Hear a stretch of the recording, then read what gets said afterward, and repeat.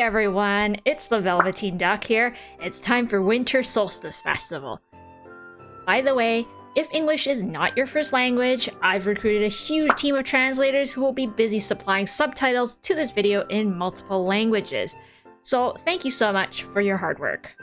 Of course, while you're watching this video, don't forget to hit the thumbs up and subscribe if it helps you out. It's free and it actually helps the video reach a wider audience and in turn help more people. If you've never played this event before, I suggest taking a run through any map with worthy monsters. A single run will furnish you with plenty of sugar beets, which you can use for two main purposes: acquiring snow essences from snowmen in wilderness areas, and entry into the Winter Summit event map itself. With regards to farming snow essences, I have put a link into the description with a series of maps that have snowmen and where to find them.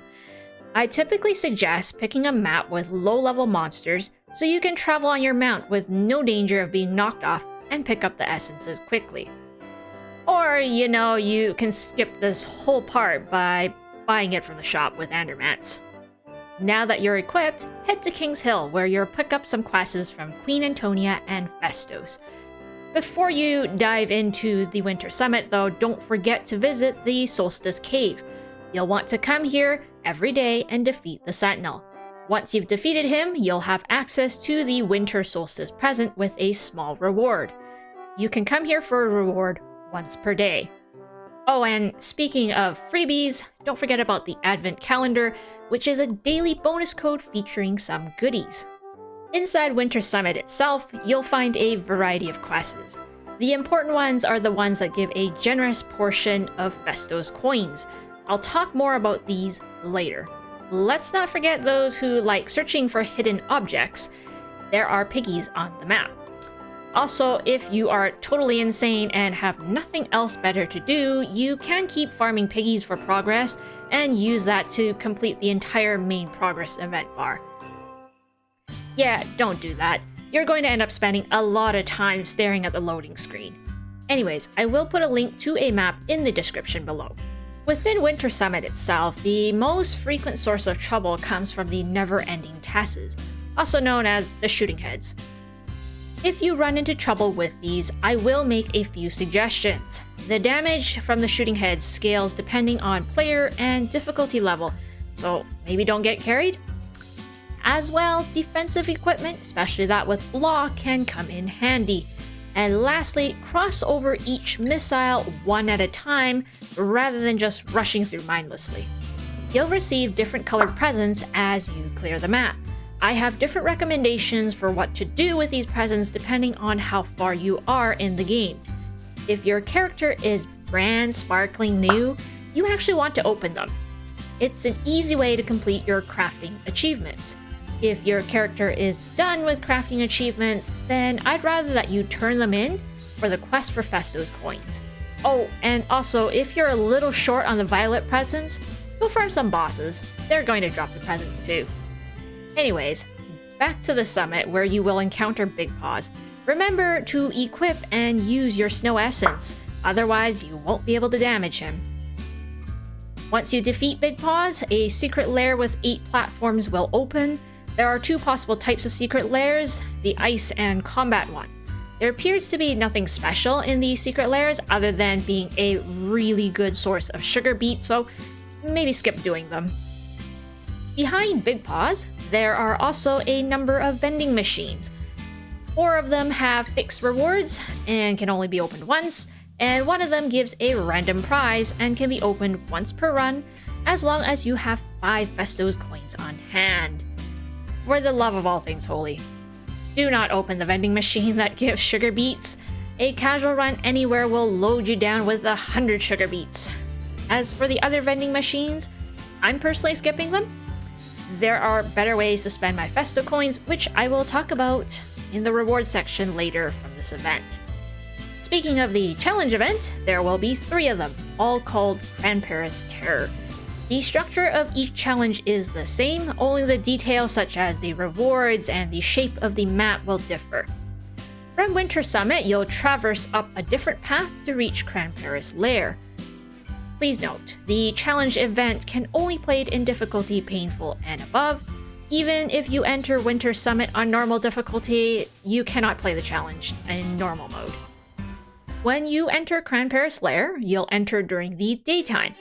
Weave your way through the shooting heads and monsters, making sure to stop at each warmly lit platform to dispel the frozen hatred debuff that would otherwise kill you. If you're stuck midway between these warm platforms, you can activate a fire cage on the cold zones using a solstice log, which will temporarily dispel frozen hatred. You are not required to light the fire cages, and frankly, I'd suggest not wasting your resources on it anyway, except in emergency. At the end of the map, you will encounter Cranparris. In a nutshell, his skills are a recycled version of Sigrismar, with Ice Missile basic attacks, a homing frost orb, and a big frost explosion. Once you've defeated him, the map will plunge into darkness and his minions will attempt to blockade your path. Once you pass through the barrier at the entranceway, a timer will start to count down. Your goal is to rescue the children he kidnapped before the time runs out. The children are marked as question marks on the map. As thanks, you will get a small present and some event progress when you save them. Once you're done rescuing all the children, there is a doorway to a secret lair near the entryway. This again is just a regular secret lair with 8 platforms. You can't get any event progress from it, so only go there if you want clovers. Okay, let's talk about rewards. There's an item called the Winter Solstice Breeze from the main event progress bar.